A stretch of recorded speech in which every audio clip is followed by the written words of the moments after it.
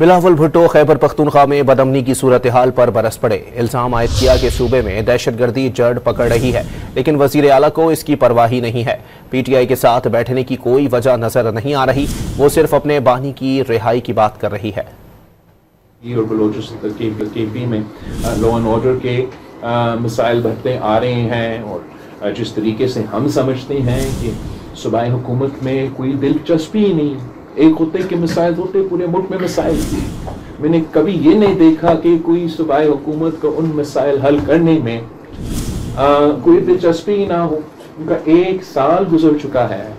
آپ مجھے بتائیں کہ کیا وہاں کا وزیر اعلیٰ نے ایک افتتاح کیا ہے، ایک منصوبہ کا؟ وہ صرف کہتے ہیں کہ قیدی نمبر 420 کو رہا کرو۔ میرا ورکر، میرا کارکن، میرا سپورٹر کا کیا دلچسپی؟ رہا کرو، وہ تو آپ کا ورکر کا شور ہوگا۔ So the other side is also not providing the People's Party with any reason, any point of engagement یا ایسے کوئی۔ تو اس صورتحال میں میں سمجھتا ہوں کہ پاکستان پیپلز پارٹی ایک پروڈکٹیو رول پلے کر رہی ہے۔